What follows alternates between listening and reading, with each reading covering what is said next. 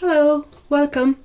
My name is Orla, and in this channel I read short stories for children and adults who are interested.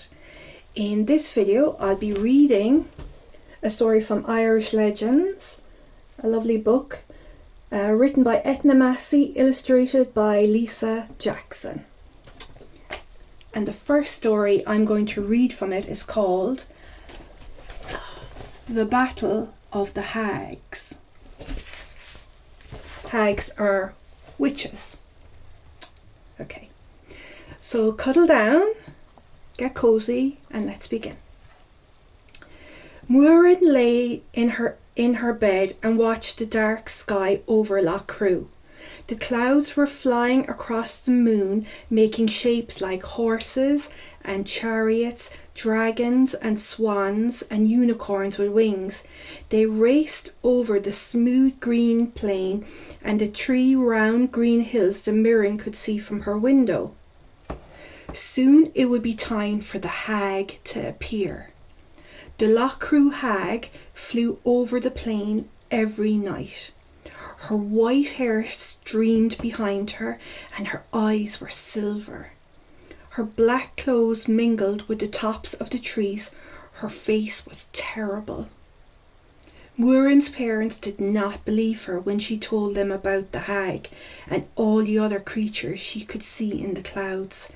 Tonight, as Muireann gazed at the sky, she noticed that something was different. Tonight there were 2 hags. The little girl sat bolt upright in her bed. There's Muireann and all the unicorn clouds. And look over the 3 hills. Hags. 2 hags. One was the usual one.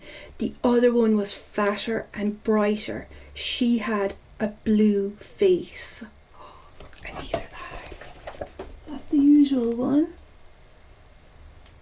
The Lough Crew one. And this is the new one with the blue face. She looked in the window at Muireann and grinned, showing gappy teeth. Then she turned to the Lough Crew hag and said, "Garavog, do you want to have a contest? And whoever's strongest will rule this place as far as the eye can see." The Lough Crew hag nodded and said, "Hag from the south, I've an idea. Let's see how many rocks we can carry in our aprons. I'll go first."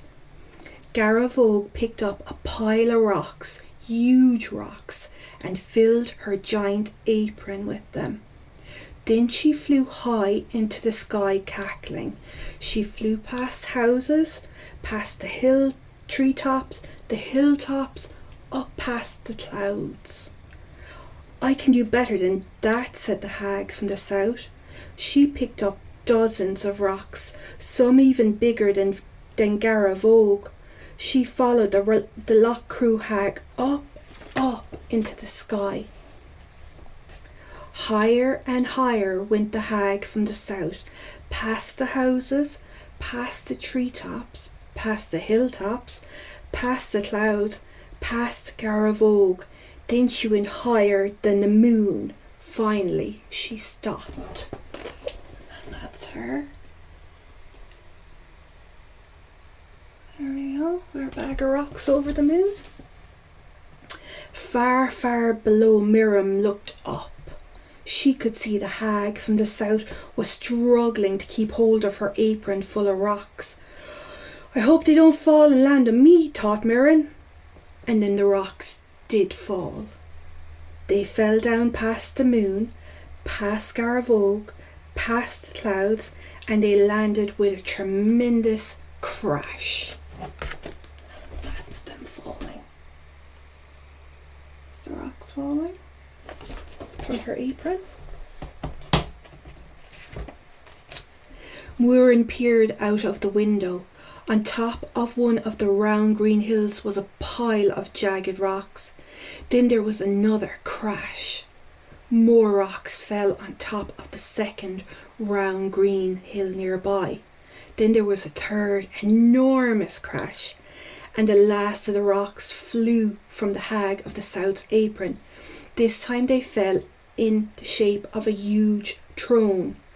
The Loch Crew hag was shrieking with delight.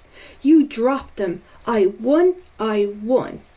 I'm the strongest hag of all," she called. Then she ran to the throne and sat in it. The hag from the south was rubbing her shoulders. "Well, I'm going home to take a hot bath," she said, and just like that she was gone. That's her celebrating all the rocks, and your one is crying. In the morning, Mirren told her mother and father the story of what had happened while they were all sleeping. Everyone said she must have been dreaming, but no one could explain all the rocks that had appeared on top of the 3 green hills overnight. One was in the shape of a throne. You can still go to sit on the hag's throne and look over the fields and woods and rivers around Loch Crew. If you are very lucky, you may even see the creatures in the clouds.